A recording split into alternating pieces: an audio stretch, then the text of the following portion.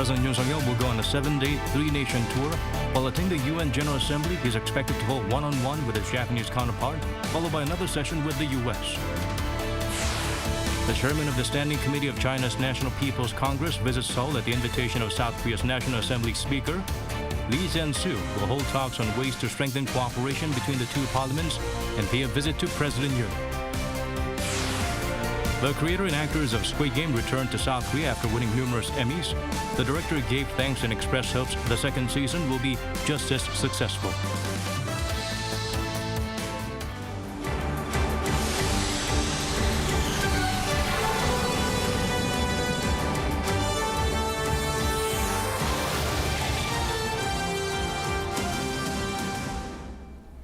Hello and welcome to our newscast. I'm Daniel Che. Let's begin with our top story.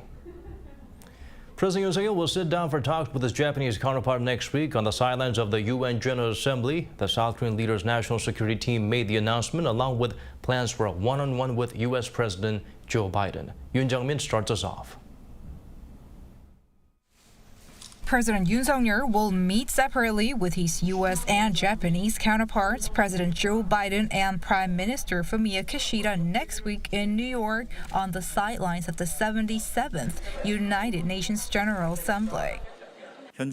We have agreed to hold bilateral summits with the United States and Japan. We are currently in the process of finalizing the times. The Yoon-Kishida meeting will mark the first summit between the two countries in 2 years and 9 months. Although the agenda has not been set, Seoul's presidential office said both sides have gladly agreed to meet. This bilateral will be watched closely by many as the neighbors have been locked in an extensive row over disputes stemming from Japan's 1910 to 1945 colonial rule of the Korean Peninsula. As for the Yoon-Biden talks, the two leaders could discuss in detail about follow-ups to their May summit, sitting down one-on-one again in just 4 months' time. President Yoon's first UN address will focus on expanding South Korea's role on the global stage by proposing to tackle together the pandemic, climate change, supply chain disruptions, as well as digital and cultural divides. He'll also hammer home the importance of global solidarity in deterring war and nuclear threats. The Yoon administration's 5-year diplomatic vision demonstrates that we continue to expand freedom, maintain a consistent and predictable foreign policy line by working with the international community, and foster peace and prosperity together with like-minded global partners. After addressing the 193-member assembly, Yoon will also meet with the UN Secretary General Antonio Guterres for talks on North Korea. A busy week awaits the South Korean president as he embarks on a 7-day, 5-night, 3-nation tour this Sunday, which will first take him to London to attend the state funeral of Queen Elizabeth II, as well as Canada, for a summit with Prime Minister Justin Trudeau. Yoon Jung-min, Arirang News. Scholars, diplomats, and officials from around the world are attending the annual Jeju Forum. This year's theme, Beyond Conflict Towards Peace, Coexistence, and Cooperation. Topping the agenda, Seoul-Tokyo ties. Experts stress the need for the two sides to cooperate and move forward together. Kim Da-mi reports. Time for the so-called plus diplomacy to unlace the much tangled South Korea-Japan relations. At the 17th annual Jeju Forum on Thursday, experts from both Seoul and Tokyo agreed that the two countries need to find ways to cooperate and prosper together, especially when the current strategic environment is providing enough room for bilateral cooperation. They also agreed that the Yoon administration's reaching out to Japan meets South Korea's national dignity, such as its launch of the Joint Consultative Body to resolve dispute over Japan's wartime forced labor. But according to one of the participants of the South Korean task force, Tokyo also needs to come forward. The Japanese side needs to understand that the historical dispute is not only South Korea's, but an issue that Japan also needs to cooperate on. Ironing out the prolonged conflict has become much more complex, with a growing awareness of the issue among people in Japan. This is why experts stress leaders of the two countries need to convince their people of the complexity of the historical dispute and step up their efforts to move forward. One hopeful way is the summit between the leaders of South Korea and Japan next week. The summit will naturally lead to an improvement of bilateral ties. Kishida's actual comments on what Japan has done to improve the relations will also help improve things. In the meantime, active cultural human-to-human exchanges are a must, especially among the younger generations who can look at history more objectively and enjoy and appreciate each other's cultures. A number of experts said now could be the right time for Japan to engage as the Yoon administration pursues a broader foreign policy under the vision of South Korea as a global pivotal state, an approach that aligns with Japan's strategy of free and open Indo-Pacific. 김다미, Arirang News, Jeju. Seoul's second Vice Foreign Minister is set to visit the U.S. from Monday to address key concerns surrounding the Inflation Reduction Act. Yoon will travel to New York and Washington. He's set to meet Jose Fernandez, the Undersecretary of State for Economic Growth, Energy, and the Environment. The South Korean diplomat is expected to highlight the need for America to take measures to resolve issues surrounding the new act. The IRA excludes tax incentives on EVs assembled outside of North America. Korean automakers view this as a discriminatory move. Ahead of the extended deterrence strategy and consultation group talks, South Korea's first Vice Foreign Minister and the Vice Defense Minister visited the U.S. Missile Defense Agency to meet Executive Director Laura de Simon. They were briefed on Washington's defense capabilities and discussed ways to enhance joint defense posture against North Korea's evolving military threats. According to a press release, Vice Defense Chief Shin Bum-cheol separately stopped by the Pentagon and discussed bilateral cooperation in high-tech defense projects with the Undersecretary of Defense for Research and Engineering, Heidi Hsu. He also had bilateral talks with the Undersecretary of Defense for Acquisition and Sustainment, William LaPlante, who expressed hopes of seeing high-quality South Korean firms take part in American defense supply chain in the future. The Speaker of China's legislature arrived in Seoul. On Friday, Lee Chen-soo will sit down for talks with President Yoon and also with the National Assembly Speaker. Likely topics include bilateral cooperation and issues surrounding that. Lee Kyung provides a glimpse of what to expect. Wrapping up a tour in Russia, Mongolia, and Nepal, the next stop for Lee Chan-soo as the head of China's legislature, South Korea. It's the first visit to Seoul by a Chinese parliamentary speaker in 7 years. During his 3-day visit, China's third highest official will meet South Korea's National Assembly Speaker Kim Jin-pyo and President Yoon Suk-yeol and discuss cooperation on areas of mutual interest. This May, President Yoon's inauguration was attended by Chinese Vice President Wang Qishan, President Xi's right-hand man, in a rare move by Beijing sending such a high-ranking official. Observers say Beijing is trying to boost bilateral ties at a critical time for China. All of the countries Lee is visiting have strategic value for China. Seoul in particular could see this as China's attempt to counter Washington amid the intensifying Beijing-Washington rivalry. On the table in this week's talks could be South Korea's participation in the Indo-Pacific Economic Framework and its potential joining of the Semiconductor Alliance Chief 4, both of which are led by the U.S. aimed at countering Beijing. Also, the U.S. anti-missile defense system THAAD, a unit of which the Yoon government is pushing to have operational at a base in Seongju.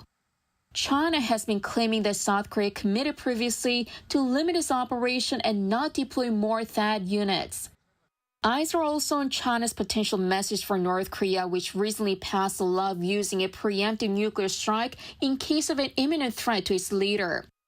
And whether Lee Chan-soo's visit could lead to a state summit between President Yoon and President Xi. Lee Kyung-eun, Arirang News. Seoul and Beijing held a ceremony to casket the remains of 88 Chinese soldiers killed during the Korean War. Officials from both countries attended the event in Incheon, including Defense Ministry's Director General for International Policy, Kim Sang-jin, and Beijing's Vice Minister of Veterans Affairs, Chang Jung-kuo. The remains will be sent to China on Friday morning using the country's Y-20 transport aircraft escorted by J-20 stealth fighters. This will be the 9th such repatriation, but it's the first time that the J-20s are involved in the process. Since 2014, South Korea has returned 825 sets of remains to China.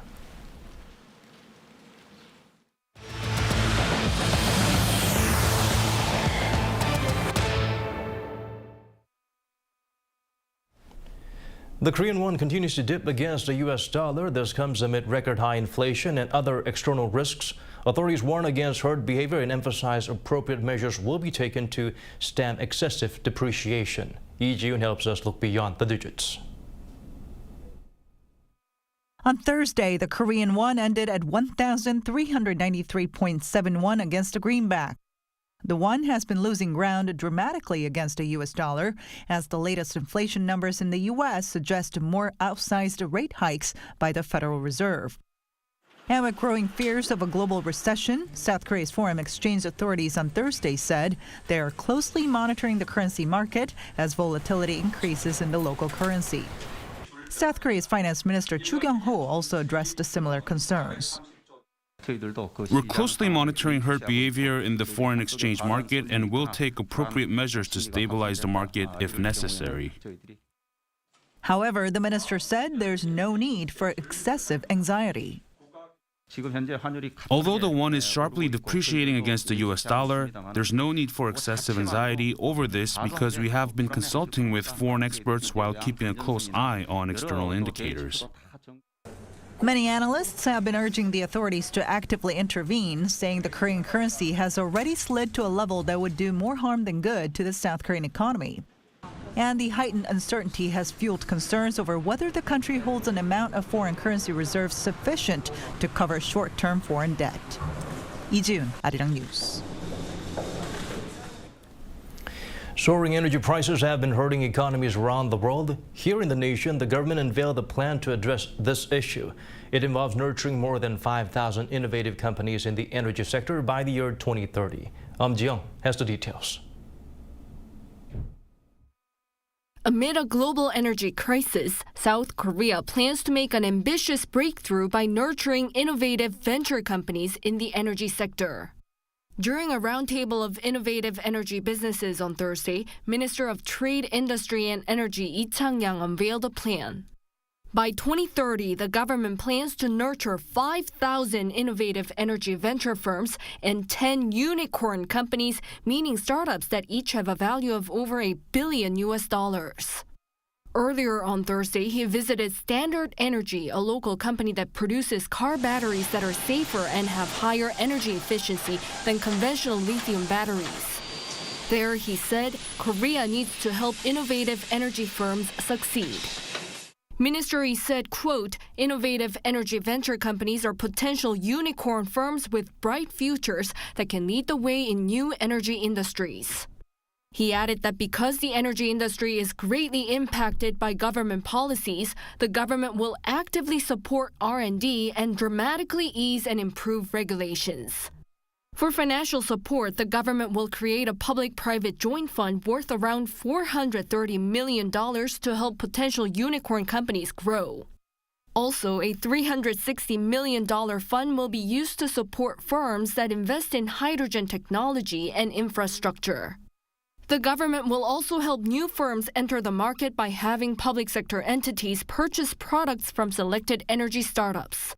Unnecessary regulations will be eased and there will be help for overseas expansion.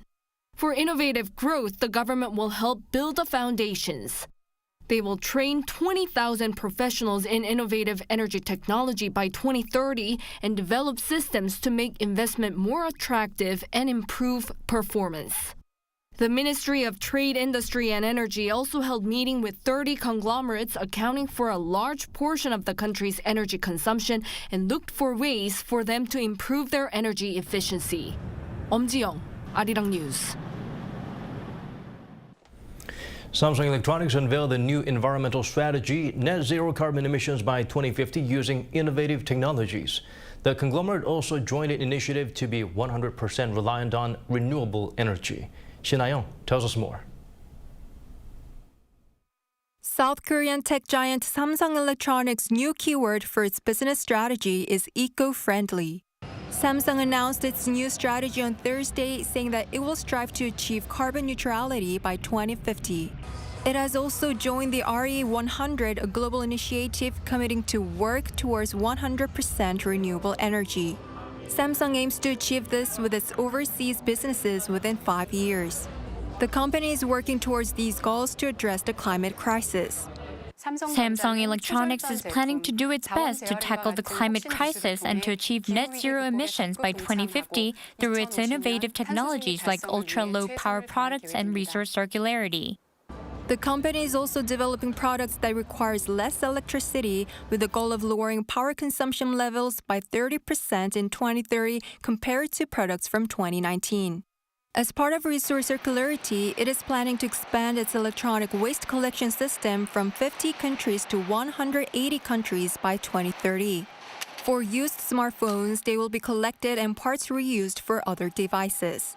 In terms of water resource efficiency, the company said it will maintain water consumption for global chip lines to 2021 levels by 2030 by improving water treatment facilities and water restoration projects. It is also expected to develop carbon capture and utilization technologies. This will allow the company to store carbon emissions from semiconductor industrial sites and turn it into a usable resource. The same day, Samsung added that it wants its products to contribute to reducing carbon emissions. 신하영, Arirang News. Ukraine's president made a surprise visit to a city that was recently recaptured by Russian forces. He honored the dead and vowed to reclaim more territory. In one of Moscow's latest offensives, Volodymyr Zelenskyy's hometown was flooded after missiles struck a dam. Choi Min-jung has the latest. Ukrainian President Volodymyr Zelenskyy on Wednesday paid a visit to the newly liberated town of Izium, located northeast of Kharkiv. There, he thanked the country's military for saving the people and liberating their land and honored the dead with a minute of silence. President Zelenskyy vowed to take back all of the country's territory. We know that truth is on our side, though, so it means that we will come. I don't know when, and nobody knows when. But we have plans, so we'll come because it's our land and it's our people. That's why we'll come. However, parts of Ukraine are still under attack. Ukraine said 8 Russian missiles struck a dam in Kryvyi, the president's hometown, hitting a water pumping station in an attempt to flood the city. More than 100 homes were reported to have been flooded. Against this backdrop, countries like the US and Germany have said it's too early to tell whether Ukraine's recent advances in reclaiming territory have marked a turning point. The UN Secretary General also hinted that the war is far from over after a call with Russian President Vladimir Putin. Obviously, anything that can help rebuild confidence is useful. But it would be naive to think that we are close to the possibility of a peace deal. The chances of a peace deal are minimal at the present moment. Meanwhile, President Zelenskyy is set to meet with European Commission President Ursula von der Leyen, who arrived in Kyiv on Thursday morning. The two are expected to discuss EU trade policies benefiting Ukraine, as well as aid to reconstruct Ukrainian schools. Choi Min-jung, Arirang News. The creator and actors of Squid Game return after winning numerous prizes at the Emmys. Speaking to the media at Incheon International Airport, director Hwang Dong-hyuk thanked everyone and said he was fortunate to wrap up the first season with meaningful awards. He expressed hopes season 2 will receive just as much love. The K-drama made history at the 74th Primetime Emmy Awards as the first non-English series to win various honors. Hwang earned Outstanding Directing for a Drama Series, and lead actor Lee Jung-jae won Best Actor. K-pop star RM has donated 100 million won, or roughly $71,600 for the second consecutive year to preserve and restore overseas Korean artifacts. According to the Cultural Heritage Administration and the Overseas Korean Cultural Heritage Foundation, the leader of BTS, whose real name is Kim Namjoon, also donated the same amount last year, but did not publicly disclose the information. The 2021 donation was used to preserve a or private robe from the Joseon Dynasty owned by the LA County Museum of Art. It's set to be on public display at the facility in 2024 and at the National Palace Museum of Korea next year. This year's donation will go towards making art brochures of Korean paintings scattered around the world, as requested by RM. Barrier-free performances, they allow everyone to enjoy the show regardless of any physical disability. The musical Together as One is a perfect example of ways to eliminate such barriers. Kim Hyun-sung zooms in on this trend. First, just listen.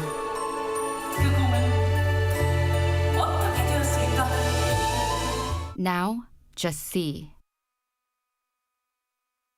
What you just heard and saw was a scene from Together as One, a Korean musical that's barrier-free. This piece attempts to bring down the bar so that everyone can enjoy it, even the visually and aurally impaired. The director actively sought out consultation from experts to bring out the best of this experience for all. From the planning stages, we studied a lot about how the blind can understand this piece with just sounds. Also, for people with hearing impairments, they translated our show themselves, and we also got constant feedback on what can be added or fixed. The story from start to finish has a narrator that vividly depicts the scene and storyline. There's also a touch tour, where the visually impaired can go up on stage before the show to touch and feel the props and the stage. On both ends of the stage, there are also screens of subtitles. The highlight of the show also rests on shadow interpreting, where sign language interpreters follow the actors to not only translate, but also to act out their emotions. Other barrier-free acts that I've been part of, I just had to follow behind the actor or stand still, interpret their lines. But this is my first time following the actors and acting with them. The parts that the actor couldn't deliver could be reborn with a whole new perspective and understanding with the sign interpreters acting. It's not just the barrier-free aspect of the show that will resonate with the audience. It's also the message. The story is about twin brothers whose father has dwarfism. The brothers struggle with a lifelong complex of being short, so they set out on a quest to become taller, only to return with a more important lesson. I think the message that the father tries to give to his sons can really resonate with the audience.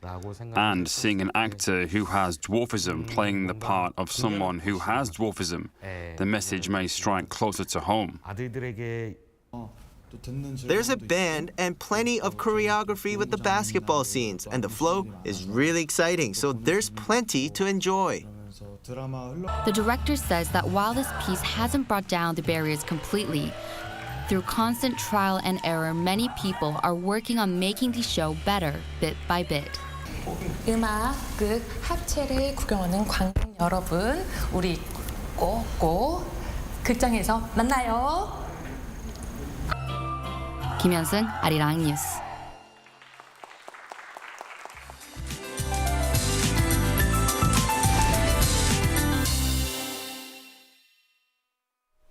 Some lingering heat remains across the western parts of the country. While Seoul will be reaching to 29 degrees Celsius, places like Gwangju will be hot at 31 degrees. With a drastic rise in the daytime readings, big contrast in temperatures are expected, so make sure to dress in layers. With a rise in temperatures, western regions will see unstable air tomorrow. This will cause some on and off showers in the Seoul metropolitan area and the surrounding regions.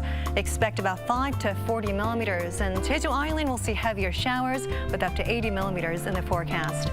Meanwhile, Typhoon Namadal is forecast to make landfall near Kyushu, Japan around next Monday. So the chance of Namadal having a direct influence on our peninsula has severely diminished. But keep in mind that it's still powerful enough to bring gusty winds and rain to Jeju Island. Morning temperatures will be in the similar range tomorrow. Lows in Seoul will be starting off at 22 degrees. Daily highs in Seoul and Chuncheon will be reaching 29, and Busan will make it to 28 degrees. For the capital region, cooler temperatures are in the forecast starting next week. That's all for now, and here are the weather conditions around the world.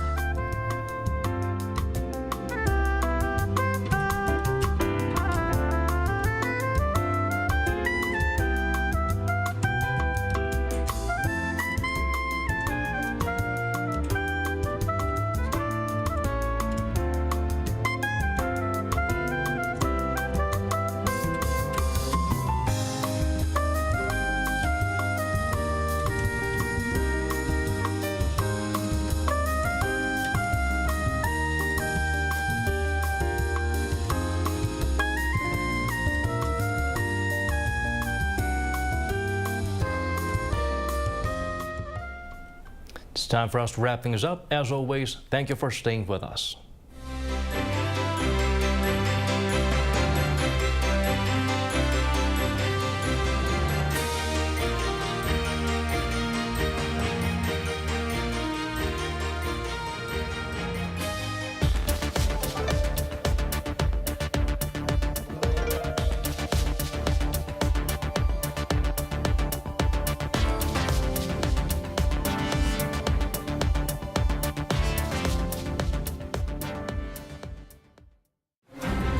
for the co-prosperity of the international logistics community. The 2022 FIATA World Congress will be held in Busan from September 11th to